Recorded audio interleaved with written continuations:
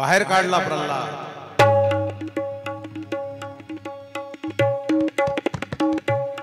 आणि प्रल्हादाला उकळत्या तेलाच्या कढाईत टाकायचं ठरलं. बसलेल्या सर्वांना विनंती आहे, इकडे लक्ष द्या. अरे दिवाळीला आंघोळीचं पाणी पोळतं आपल्याला, कढाईमध्ये टाकल्यावर कसं झालं असेल थोडा विचार कर. तुला कढाईमध्ये टाकल्यावर येईल का तुझा देव वाचवायला? नारायण नारायण नारायण.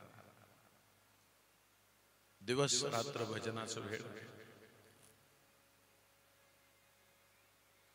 डोळे डबडबलेले. उचलून प्रल्हाद जेव्हा कढाईमध्ये टाकला, अर्थ कळतो? एक जण म्हणला, महाराज प्रल्हादाला काहीच कसं झालं नसेल. सांगू? ऐकता? ऐका. चंदन माहित आहे तुम्हाला? चंदन, चंदन लोकांना लावायचं नाही. चंदन लोकांना लावायचं, चंदन वेगळं. चंदन म्हणजे ते ओरिजिनल चंदन, मलयगिरी पर्वतावर भेटत. हा, चोरणाऱ्याचं चंदन वेगळं, हे चंदन वेगळं. मलयगिरीचा चंदन चर्चित, धूप तुला लाविला, स्वीकारावी पूजा, उठी उठी गोपाळ, उठी गोपाळ, रांगोळ्या सडे सजविले, रांगोळ्या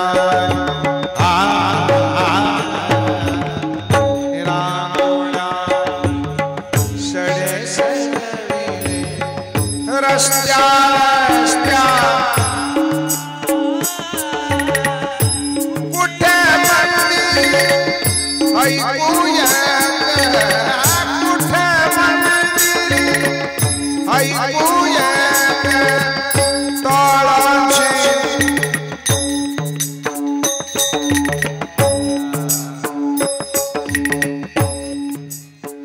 याला भजन म्हणतात. मलयगिरीचा चंदन असतो ना, इकडे बघा वहिनी, मलयगिरीचा चंदन, त्याचा जर एक थेंब तेल कढईत टाकलं तर कढई गार पडते. किती थेंब? आणि प्रल्हाद तर काय होता माहिती? चंदनाचा गाभा होता.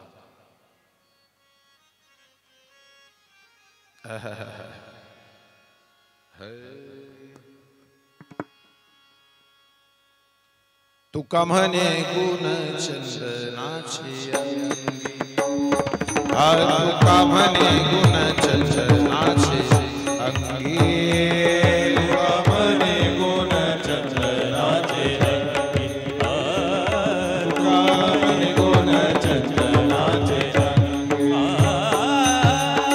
तुका म्हणे गुण चंदनाचे. आपल्याची चाट बंदच झाली.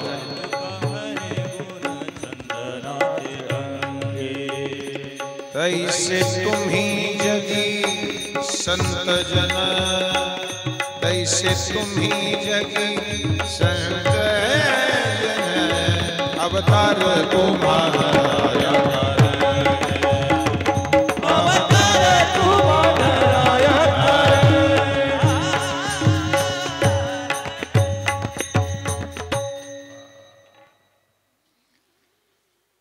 तुका म्हणे गुण चंदनाचे अंगी, तैसे तुम्ही जगी संत जन.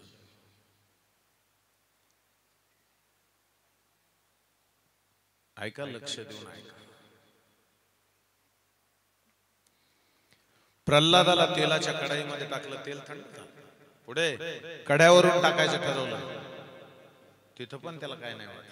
पण शेवटी हिरण्यकश्यपूने राजसभेमध्ये त्याला बोलवलं आणि विचारलं, कुठं आहे तुझा आई? रागाच्या भरामध्ये ज्या वेळेला विचारलं, तुझा देव कुठं आहे?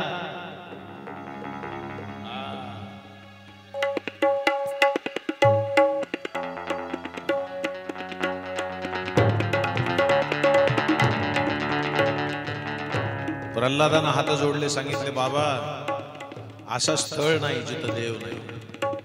पण रागात आलेला हिरण्यकश्यपू म्हणतो, या खांबामध्ये आहे का तुझा देव?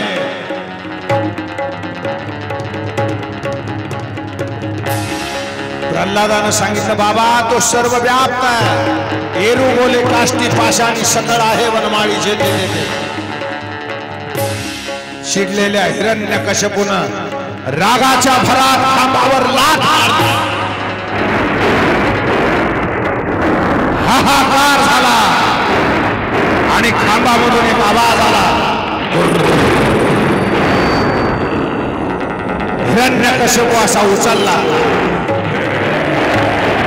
असा मांडीवर आदळला आणि एका क्षणात दोन्ही हाताशी पोटात घालून, बोलिए नरसिंह भगवान की, बोलिए नरसिंह भगवान की.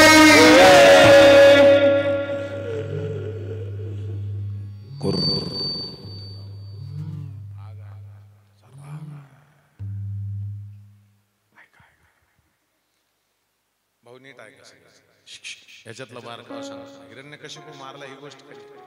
अध्यक्ष साहेब, आई ऐका ना, ज्या वेळेला त्याला मारलं ना, पोटामध्ये नख घालणार त्याच्या अगोदर हिरण्यकश्यपूच्या डोळ्यात पाणी आलं.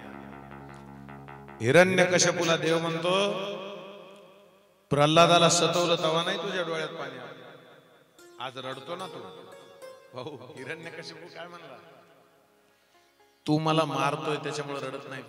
म्हणलं मग तू आतापर्यंत खूप राक्षस मारली, पण त्यांना पायाखाली तोडवलंस. एकटा मीच आहे ज्याला तू मांडीवर घेतलंस. का? मी प्रल्हादाचा बाप आहे म्हणून ना. मी माझ्या लेकराची ताकद नाही ओळखू शकतो. प्रल्हाद शेजारी उभा आहे, त्या रागाच्या आलेल्या अवताराला कोणी जवळ जायची तयारी करत नाही. शेवटी सगळ्या प्रजेने हात जोडले प्रल्हादाच्या समोर. मग प्रल्हाद जवळ गेले. नारायण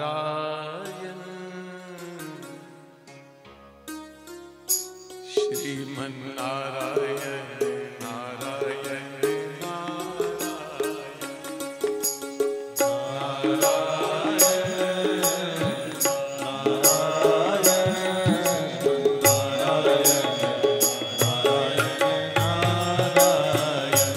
श्रीमन नारायण नारायण नारायण श्रीमन नारायण नारायण नारायण हरि नारायण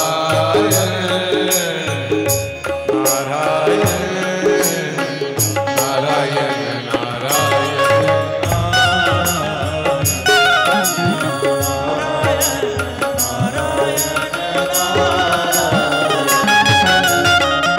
त्याच्यानंतर प्रल्हादाला नरसिंह भगवानाने असं उचललं बरं का दादा, मांडीवर ठेवलं आणि गाय जशी वासनाला चाटते ना तसा देव प्रल्हादाला असाच चाटत. रामेकर सगळी सभा असे हात जोडून पडत. बोलिए नरसिंह भगवान की जय.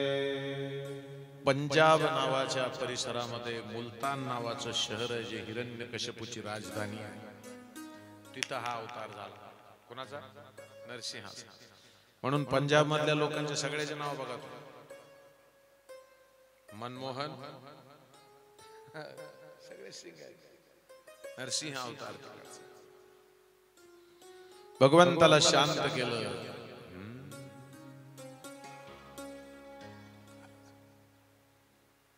देवानं त्याला जवळ घेतलं, विचारलं काय पाहिजे प्रल्हाद.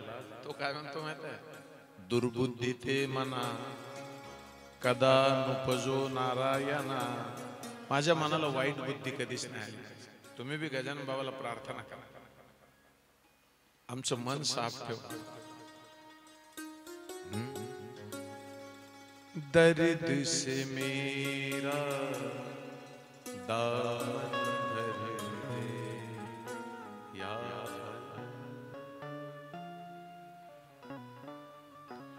फिर चाहे दीवाना कर दे या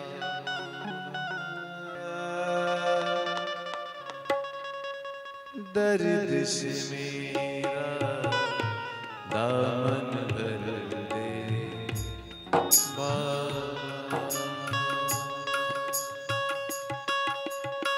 हमने तुझसे चांद सितारे कब मांगे,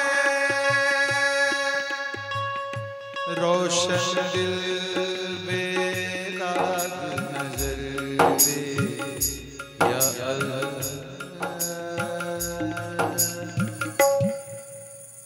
दर्द से मेरा दामन भर दे. ऐका, त्याच्यानंतर श्रीमद भागवतामध्ये एक फार गोड कथा आहे, ते सांगू का? प्रल्हादाला न्यायाचार्य म्हणायचे, खरा न्याय देणारा होता. एकदा काय झाली घटना सांगतो का, ऐका मजा मजा. एका हंसाच्या घरी रात्रीच्या वेळेला एका कावळ्याला मुक्काम करावा लागला. कुणाच्या घरी? हंसा. आणि सकाळी हंस म्हणला, जा आता भाऊ तुझं. हो अध्यक्ष, त्याला म्हणले आता तू जा. तेव्हा म्हणला कुठं जा, हे घरच माझं आहे. कोण म्हणलं? कावळे नेहमी असेच असतात, लक्षात. तो काय म्हणला, हे घरच माझं आहे. अरे ते म्हणला, ही बायको बघ, पांढरी फेक आहे, ही माझी आहे. तू काळा आहे, तू बायको कलर, बायको बी माझी आहे म्हणला, घर. अरे कोर्टात केस गेली. ऐका, लक्ष देऊन ऐका. कावळा जज कडे गेला आणि जजला म्हणला, तुमचे आई वडील कोणत्या जन्माला गेलेत बघायचे का तुम्हाला? ते म्हणले हो. ते म्हणला फक्त मलाच कळतं. मग मी तुम्हाला तुमचे आई वडील कोणत्या जन्मात गेले दाखवतो, फक्त निकाल माझ्या बाजून द्या. निकाल बाजूने घेते ते कावळेच असते. ज्याला कळालं त्याला धन्यवाद. रात्रीतून सेटिंग झाली, निकाल त्यांच्या बाजूला लागला. कुणाच्या? कावळ्याच्या. इमानदार होता कावळा. परत जज कडे गेला, म्हणला चला तुमचे आई वडील कुठे दाखवतो. त्यानं दाखवलं नाही. एका घाण गल्लीमध्ये एक विष्टेचा ढीग पडलेला होता, त्याच्यात दोन जंत वळवळ करीत होते. ते म्हणलं ही तुझी आई आणि ही तुझा बाप. जज खूप चिडला, म्हणला माझे आई वडील या जन्माला असतात का? तो कावळा म्हणला खोटा न्याय देणाऱ्याचे मायबाप इकडेच येते. लक्षात आलं? आता ऐका, प्रल्हादाच्या चरित्राच्या नंतर सामान्य माणसाची लक्षणं सांगितली, त्याला 30 लक्षणं लागतात. चला ऐका, पटपट ऐका. सत्य, दया, पवित्रता, तपश्चर्या, सहनशक्ती, अहिंसा, ब्रह्मचर्य, त्याग, स्वाध्याय, आर्जवम, संतोष, समदृष्टी, मौन, आत्मचिंतन, ईश्वर दर्शन, कृष्ण कथा श्रवण, कृष्ण कीर्तन, स्मरण, सेवा, पूजा, नमस्कार, दास्य, सख्य, आत्म. किती सांगितले? 30 लक्षण. साध्या माणसाकडे एवढ्या 30 गोष्टी पाहिजे. आपल्याकडे आहेत का? नाही म्हणता अजून तुमचा मुर्दा बसला. कशाला परमार्थ करता? पहिल्या ह्याच्यातच आउट होतो आपण. सत्य तुमच्याकडे आहे? इथं बसून व्यासपीठावर प्रश्न विचारतोय, मंडपामध्ये सज्जन कोण आहे? हात वर करा.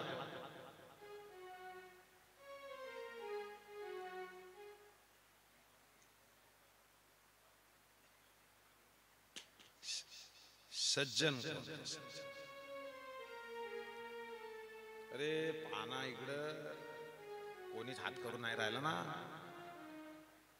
बर, आता दुसरा प्रश्न, दुर्जन कोण आहे? हात. अरे लेखाओ तुम्ही सज्जन नाही दुर्जन नाही, अरे मग काय तुम्ही ऐका, हे जीवन आहे मला. बोलू का थोडं? ऐका पुरुष मंडळी ऐका. मुलगा जर चांगला असेल, मुलगा जर चांगला असेल तर त्याच्यासाठी पैसे कमवून ठेवायची गरज बोला ना नाही. आणि वाईट असेल तर किती पैसे कमवून ठेवले तर उपयोग नाही. मग पैसे कमवायची गरज कशी मजा चालू आहे. शिल्लक ठेवायचं आहे, शिल्लक ठेवायचं. अरे तूच नाही राहणार ना. आएगा जब रे बुलावा हरी का, छोड़ के सब कुछ जाना पड़ेगा. कुठं? नाम हरी का साथ जाएगा और तू कछु ना ले.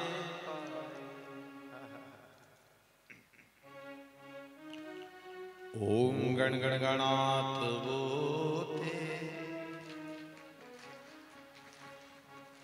आला जवळ आला. 3 तारीख आहे ना बाबा, प्रगट दिनाची तारीख किती? 3 आलं जवळ. आज किती आहे? 28, 29, 30, 31, 1, 2, 3 असं ना.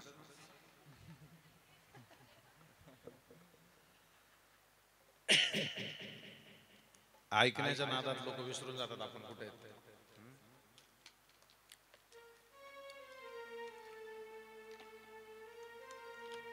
मोठं जोरदार आहे विहिरीचं ठिकाण. आता गजानन बाबाला एकच प्रार्थना आहे, अशा कोरड्या विहिरीला जसं तुम्ही पाणी आणलं ना, तसं आमचे जे मन आहेत ना कोरडे कोरडे, त्याला सुद्धा थोडं पाणी आणा आणि एकमेकाबद्दल प्रेम तयार करा. हा इकडे आमचे तुकडोजी महाराज काय म्हणतात? जो सत्या शब्द न बोले सहज ही कोणाशी, मित्रा कर मैत्री त्याशी, मित्रा कर मैत्री त्याशी, मित्रा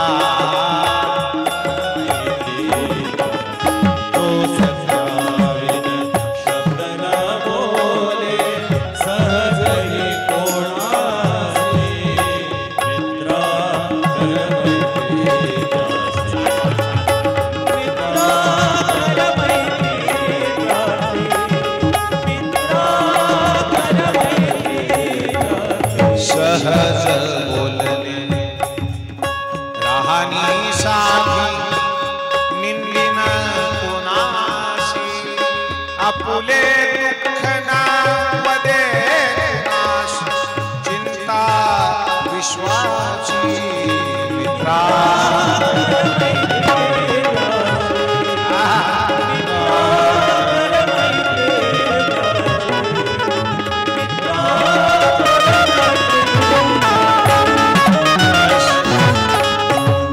त्याच्या पुढे 4 आश्रम सांगितले. 4 आश्रम सांगितले. पहिला ब्रह्मचर्य म्हणा, दुसरा ग्रस्त आश्रम म्हणा, मनीच जागड्या. तुम्ही निसते का? ये बेचारा काम का मारा, इन्हें चाहिए हमदर्द का टॉनिक शिनकार. जुनी ऍडव्हर्टाईज यायची बघा टीव्हीला, जुन्या जाहिराती जोरात होत्या. वॉशिंग पावडर दूध से सफेद निरमा से आए, रंगीन कपड़ा भी खिल खिल जाए, सबकी पसंद.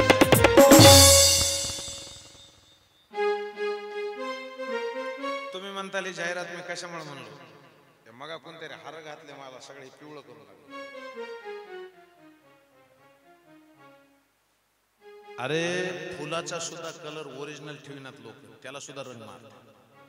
पण एक सांगू का महाराज, बाहेरच्या रंगानं मजा येत नाही. अवघा रंग एक झाला, रंगी रंगला श्री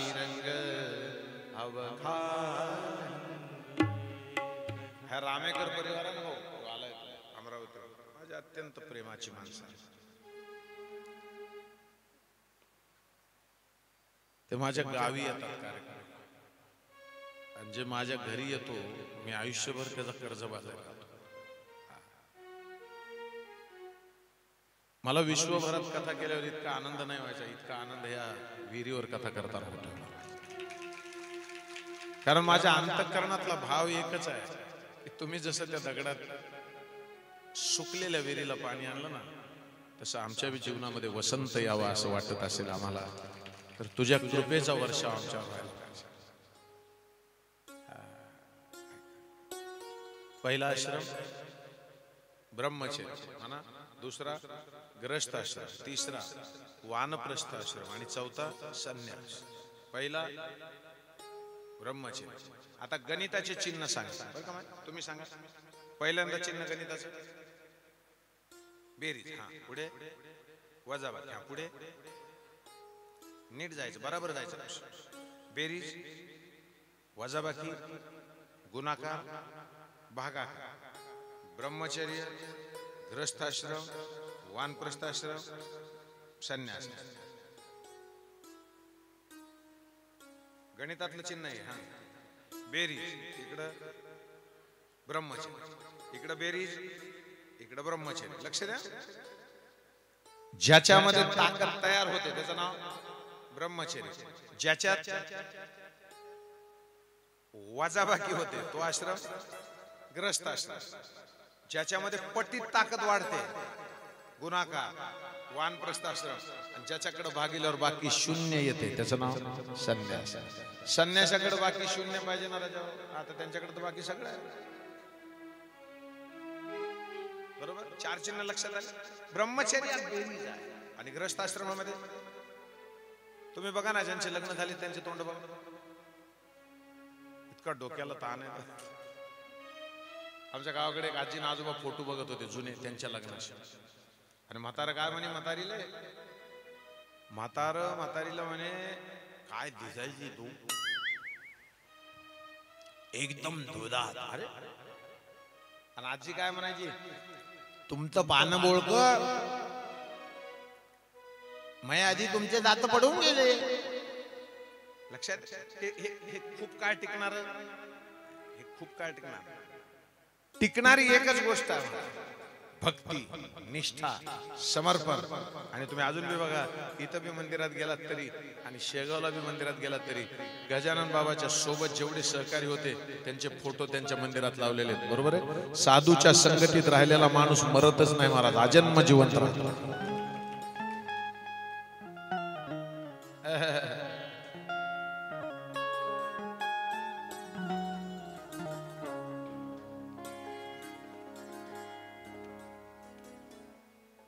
श्री गजानना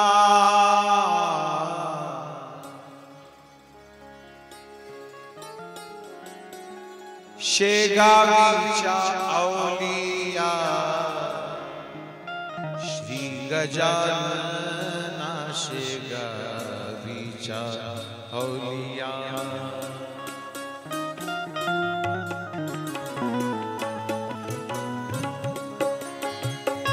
श्री गजानना शेगावीच्या अवलिया, शेगावीच्या अवलिया.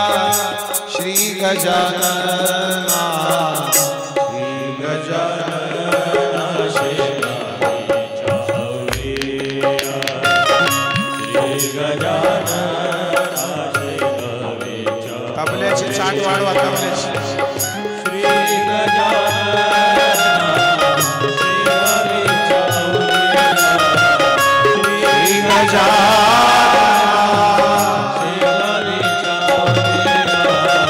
श्री गजानना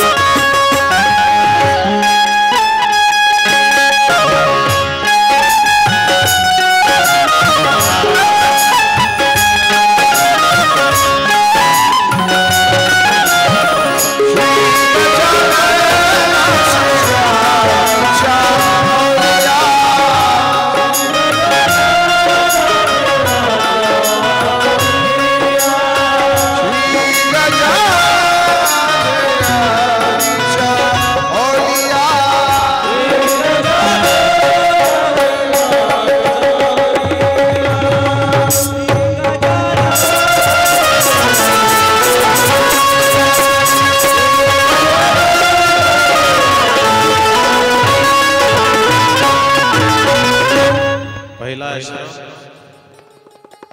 4 आश्रम झाले. आता पुढे चालू. पहिला स्कंद शिष्याचा अधिकार आहे. दुसरा स्कंद ज्ञानलीलेचं वर्णन आहे. तृतीय स्कंदामध्ये जीवनामध्ये ज्ञान स्थिर कसं करावं याचं वर्णन आहे. चौथ्या स्कंदात 4 पुरुषार्थाचं वर्णन आहे. 5व्या स्कंदामध्ये ज्ञानी परमहंस भक्त आणि भगवत भक्त परमहंस अशा 2 कथा आपण ऐकल्यात. 6व्या स्कंदामध्ये पुष्टी भक्तीचं वर्णन आहे. 7व्या स्कंदामध्ये सद्वासना, असद्वासना आणि मिश्र वासना याचं वर्णन आहे. आणि 8व्या स्कंदामध्ये वासनेच्या विनाशाचे पर्याय. इकडे लक्ष देता सगळे, ऐकायला सगळे. काय होतं भाऊ, कधी कधी जास्त जेवण झालं ना, महाप्रसाद असं मस्त वाऱ्याचं झुळूक आली ना,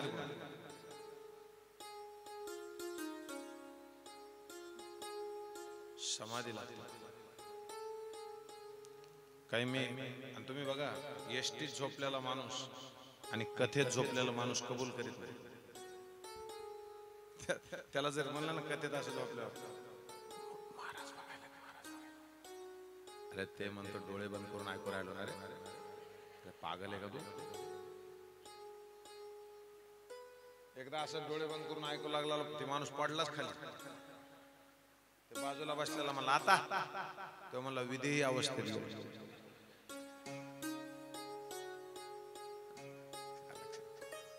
ऐकत चला. 8व्या स्कंदामध्ये वासनेच्या विनाशाचे पर्याय आहेत. मन्वंतराच्या लीला सांगितल्यात. प्रत्येक मनुच्या राज्यामध्ये एक विशिष्ट अवतार झाला भगवंताचा. लक्ष द्या सगळे. ऐकू येते काय? शेवटी कुठपर्यंत ऐकू येते? हात वर करा. शाबास, छान छान छान, धन्यवाद. आकुती देवाहुतीचं चरित्र आपण ऐकलंय. दुसरे म्हणून तपाला गेल्याच्या नंतर यज्ञाकडून त्याची रक्षा झाली. तिसऱ्या मनुच्या वेळेला सत्यसेन नावाचा अवतार प्रभूने घेतला. चौथ्या मनुच्या राज्यामध्ये हरीच्या रूपात येऊन गजेंद्राचा मोक्ष त्यांनी केला. इकडे लक्ष देता. गजेंद्र म्हणजे कोण बरं? मला एक सांगा, ही कथा किती वर्षापासून चालू आहे अध्यक्ष? 24. आणि भागवतच राहते का दरवर्षी? रामायण आणि भागवत. मग मला एक सांगा, वर्षानुवर्ष तुम्ही भागवत कथा ऐकताय. गजेंद्र म्हणजे कोण? हत्ती.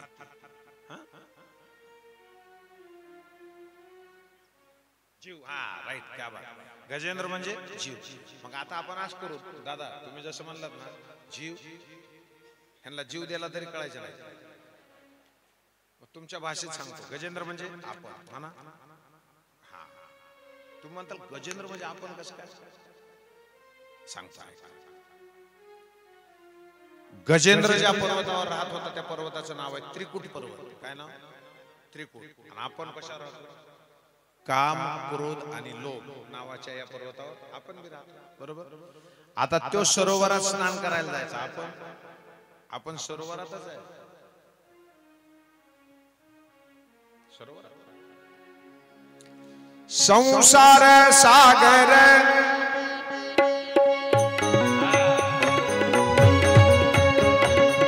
भरल्या जातो पुरा, भरल्या जातो पुरा. नारायण नामाचे,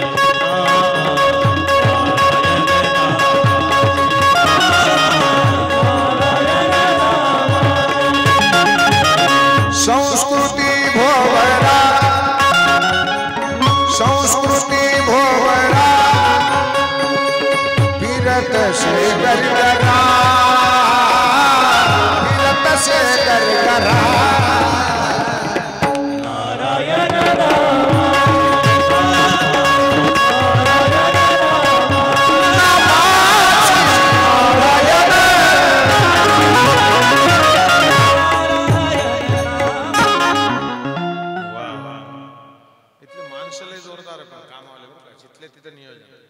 ते चोपदार एकदा मला जे आणते नाही तर बसते बाबा. असे बसते ते निवा माती जाऊ जायच्या टायमाला न्यायचे.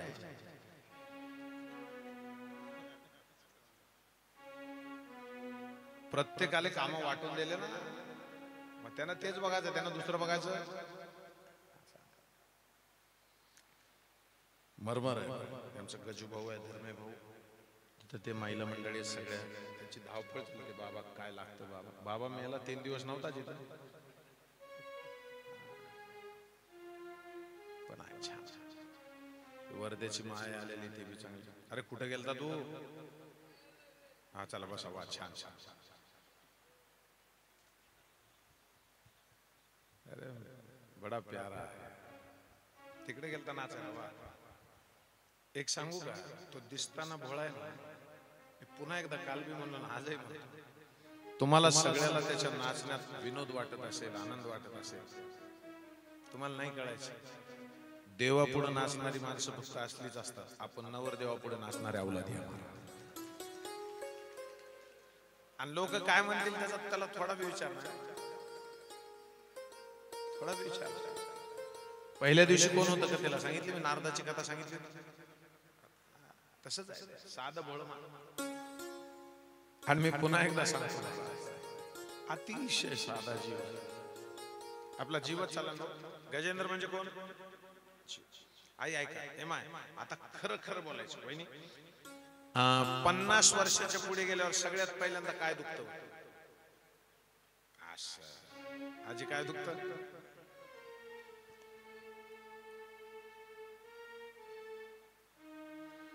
गजेंद्र नावाच्या हत्तीचा काय धरला होता मगरीनं?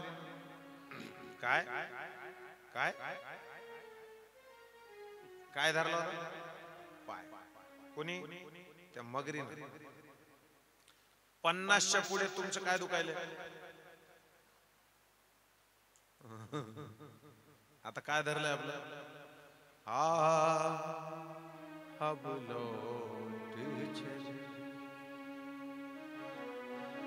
बरोबर आहे डॉक्टर साहेब. पहिल्यांदा पाय धरले जातात आणि तुमचा पाय काळानं धरला की मग तुम्ही देवाचे पाय धरता. कथा झाल्यावर काही लोकांना लय गडबड असते, महाराज लोकांच्या पाया पडायचे. कशामुळे पाया पडतात माहिती आहे का? ते पाया पडून सांगता महाराज आले, 3 तास तुम्ही कष्ट करून जे आमच्या डोक्यात घातलं ते परत तुमच्या पायावर समर्पित. काय वेळ. गजानन भाऊ किती गोड आहे बघा. आई सरोवरामध्ये स्नान करणाऱ्या गजेंद्राच्या पायाला मगरीनं धरलं ना. आता ती मगर म्हणजे कोण आहे माहिती? हुहू नावाचा गंधर्व पूर्व काळामध्ये त्याला शाप दिल्यामुळे तो मगर झाला होता. आणि इंद्रद्युम्न नावाचा राजा त्याला शाप दिला होता म्हणून तो हत्ती झाला. बरोबर. पायाला धरलं सुदर्शन चक्र भगवंतानं. किती वेळात आलता देव माहित आहे? अरे आपला फोन लागत नाही तेव्हा आपला फोन लावला की बाई बोलतीच भाऊ. The number which you have called is presently out of service. Please call after some time or calling later. मला तर एक आमच्या गावातला साधा माणूस आहे भोळा, ते काय म्हणे, बाबा अरे तुमच्या फोन उचलायला कोणची बाई लावली तुम्ही? ते म्हणते माणूस बिजी आहे, माणूस. फोन लय खतरनाक. फोन सारखं काम नाही. असो मला त्या भानगडीत न्यायचं नाही. पण पाया पडून एक विनंती करायची बसलेल्या सगळ्या माय मावलेल्या पुरुष बांधवांना. संध्याकाळी 8च्या नंतर तुम्हाला मोबाईलचं काहीच काम नसतं. असतं त्याच्यानंतर तुमचं इंटरनेट बंद पाहिजे. पाया पडतो तुमच्या सगळ्या. तेव्हा आता नाही टाळ्या वाजवणार, ह्यांचा मुर्दा बसला. आता नाही पाहिजे. अरे 8च्या पुढे तर चालू आहे, काय करता? काय करायचं का 8च्या पुढे? काय महिलांना काय करायचं, पुरुषांना काय? ऑफिसचे काम संपले ना, आता काय? आता उगाच जेवलास का? मी तुला हाय पाठवलं तर तू कायच नाही पाठवलं. मला एक जण मेसेज केला हाय, मी म्हणलं मी बी हाय. अरे लय खतरनाक लोक रात्र कळत नाही, दिवस कळत नाही. आता घरात 5 माणसांना 5 कोपऱ्यात बसलेले असतात. अरे येडा पिडा तुला चेटकी केली कोणी?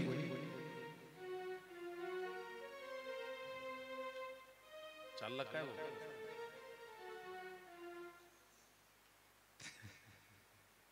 ऐका ना, पहिला प्रकरण झालं हत्तीचं. आता थोडं पुढे चालू. 6व्या मन्वंतरामध्ये समुद्राचं मंथन सुरू झालं. ऐका आई, आता हे ऐका, पहिल्या दिवशीपासून कोण कोण ऐकतंय? परीक्षित राजा म्हणजे कोण? आपण. उत्तानपाद म्हणजे कोण? आपण.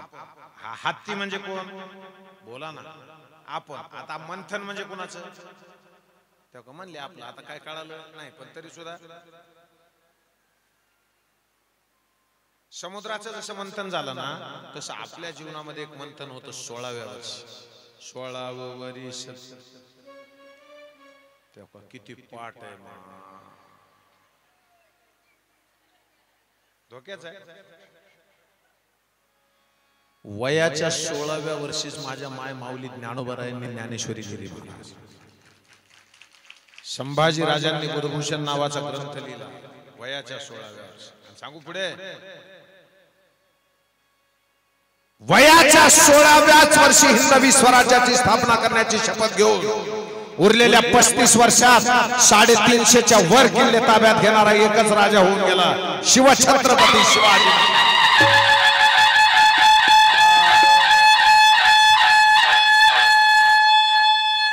शिवछत्रपती शिवाजी महाराज की जय.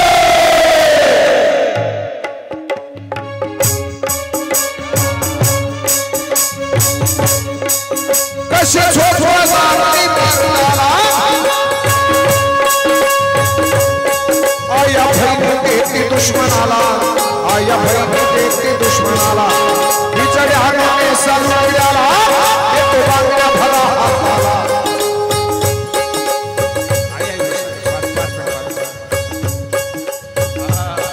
रयतेचा सम्राट आहे छत्रपती शिवाजी.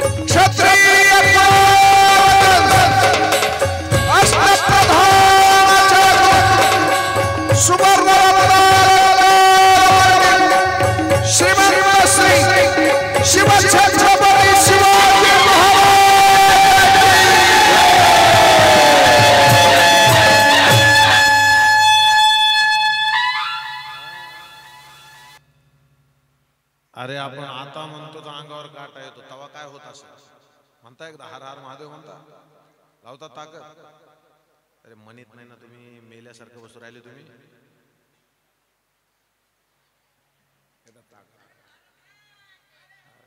एकदा ताकद ताकद लावतो तुम्ही. तुम्ही नुसतं महादेव म्हणा, बघा बघा ताकद लावायचं. कमी नको ठेवू. हॅलो जास्त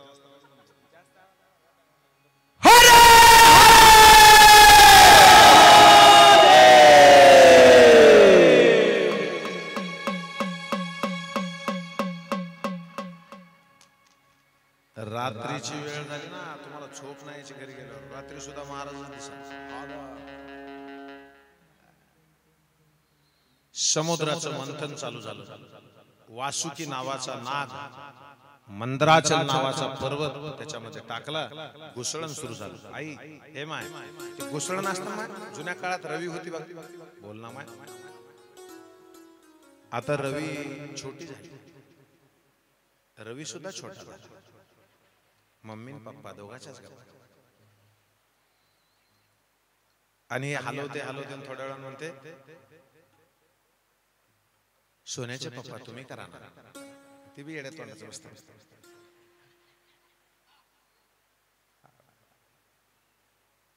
काळ बदलत चालला. जुन्या काळामध्ये बाबा तुम्ही बघा या महिला मंडळी इतक्या हुशार असतात राजा, इतक्या. यांना जर डॉक्टरनी बेड रेस्ट सांगितला ना ते बरोबर झोपून राहतात. आणि नवरा यायचा टाइम झाला उगच कळशी उचलली.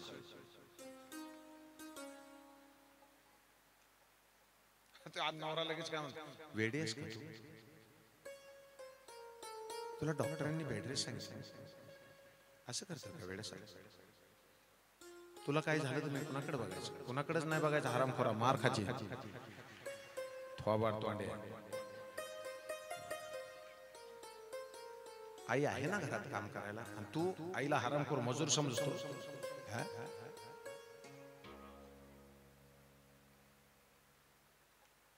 खतरनाक आहे.